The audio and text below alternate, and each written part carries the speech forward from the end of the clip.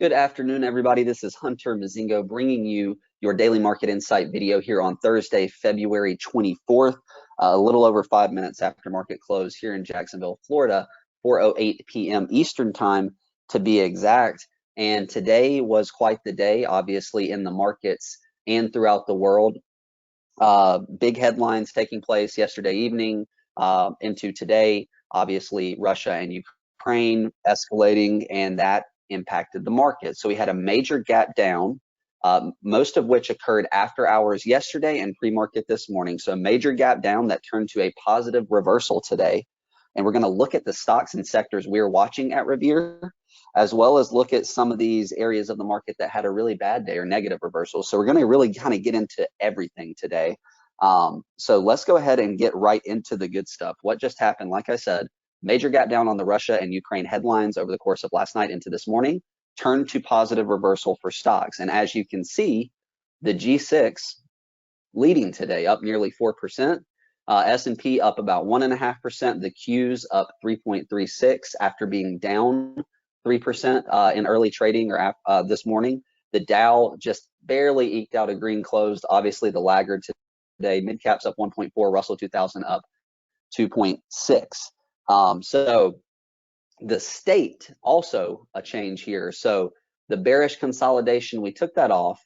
So we're just now consolidation, and we have now day one of a rally attempt here in the market. So a really, really wide range, obviously, very volatile day, but a very strong finish, a very strong reversal, and that's what you want to see from the market, especially considering how poor and negative the last 4 days had been for the market. So a change to market state there, and one very slight change to the trend gauge here. All we did was move this little red arrow here that was under leaders to neutral, as we saw some really nice reactions out of leaders today.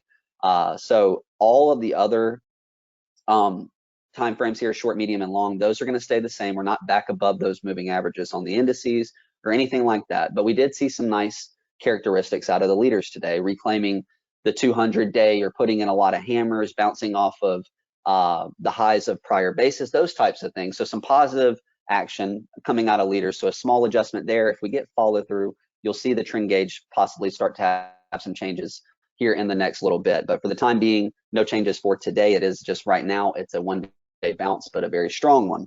So let's go ahead and get right into the charts. And like I said, we got a lot to cover today. We're going to get through quite a bit. And like I said, at the end of the video, we're going to go over the stocks that we're really watching, some of the strongest and best looking names out there. First, we're going to go through the bad, but let's start with the indices here. And before I do get to that, as I always do, this is the team at Revere. If you're interested in our approach, our strategy, how we manage downside risk, whatever the case may be, you can email me, you can email Dan, Tim, Merrill, or Don at revereasset.com. So let's get into the charts here. We're going to start with the Qs. So overnight, the Qs got down to around 317, which is going to be roughly what the low is here today. 318.40 is the market hours low. I believe 317.50 or 317.75 is the after hours low.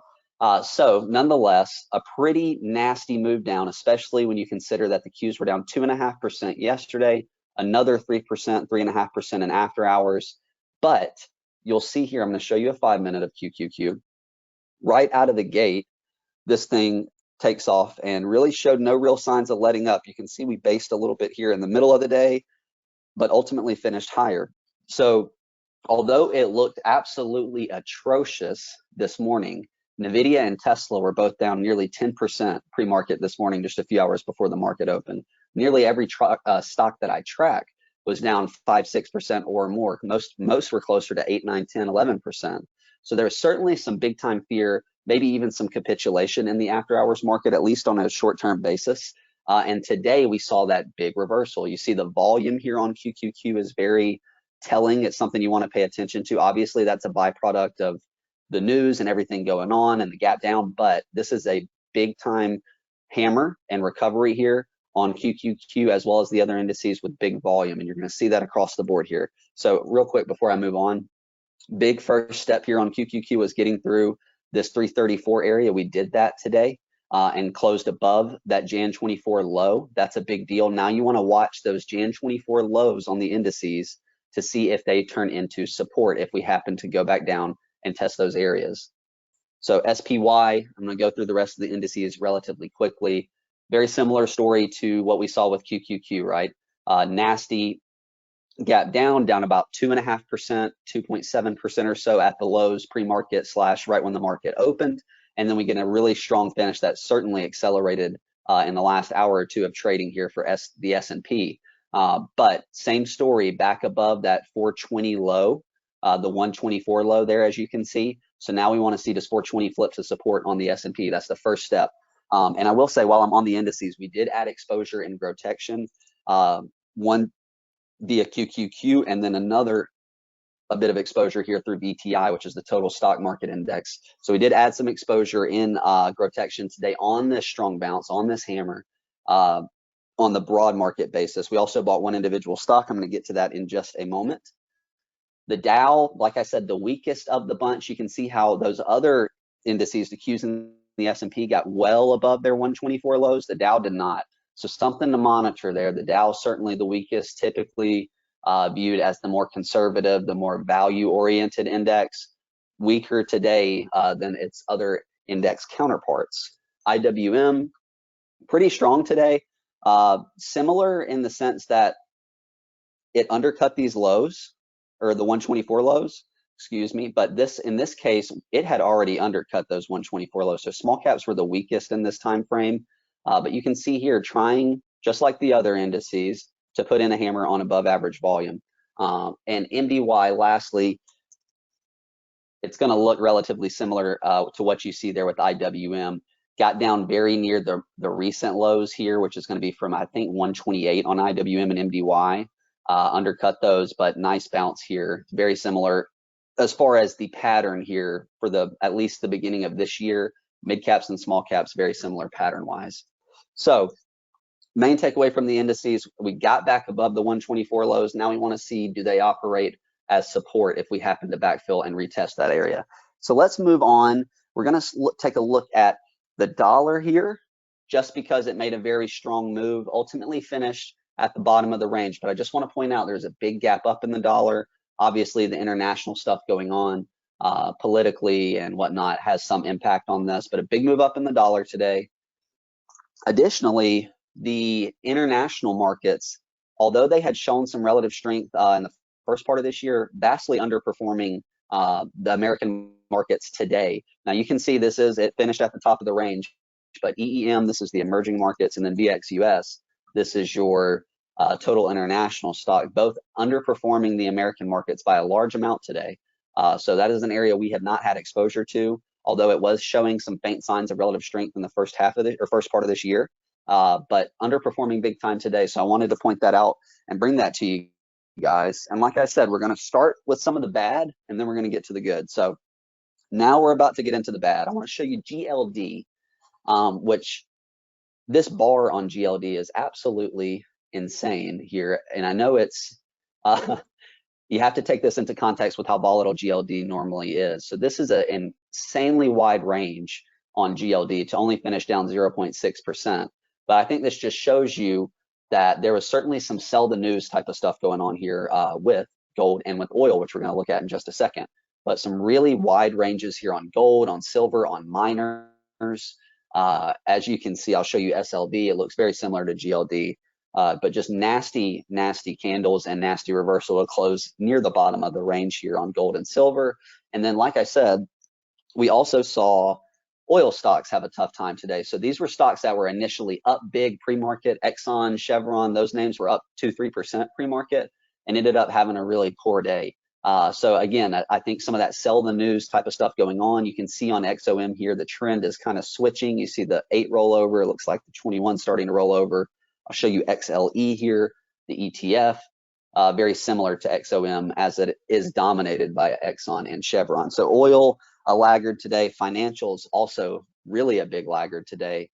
They did finish at the top of the range like most stocks did, but one of the big lagging sectors today was financials and also staples, excuse me. So although it came back, this one did not come back like most of the other sectors did. Something to pay attention to. XLP is really a gauge of safe haven demand and fear, and you can see the RS line on XLP and what it's done over the last 3 or 4 months. But today, not really getting the love like some of the other sectors were. BKNG Booking, down pretty big. They reported earnings. They also adversely impacted by the international stuff going on. Any travel stock is obviously not going to be impacted well by war. But Booking down big this morning. It impacted its peer stocks like Expedia. And we actually took a position on Expedia today. You can see it basically gapped down to the 50 and then finished very strong, as you can see. So we did take a position on Expedia off of the 50-day there, that nice bounce. And now we're going to get into the good. So I don't want to spend a ton of time on the bad. There's been plenty of bad and plenty of negativity and bad charts over the last couple of months. We're going to get into some of the stuff that actually had some nice days or some good looking charts here. So number one, Datadog, right there at the top of the list for a potential true market leader. It's held up very well compared to most other growth stocks. And you can see today on above average volume, reclaiming those key moving averages, the 50, the 21, and the 8. So Datadog, one of the top ones on our radar, Upstart. Another name that was a recent gap up that kind of failed with the market. Tough for a gap up to work when the market's selling off like it was in these 4 days here.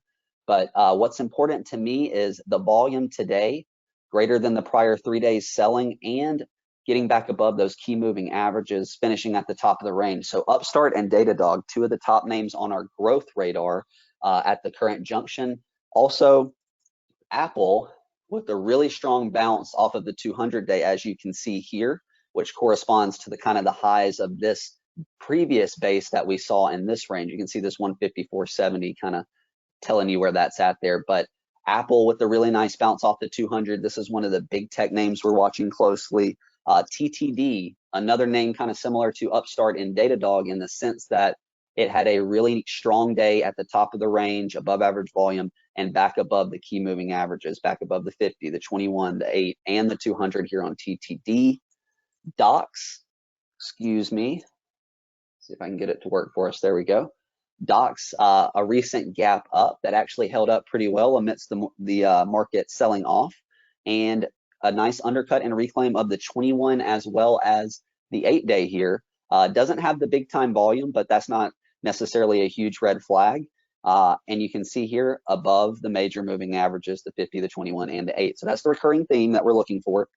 Doesn't mean that a stock has to be above those moving averages to be a buy, but that is a sign of strength that they're above those levels or have their moving averages in the right order.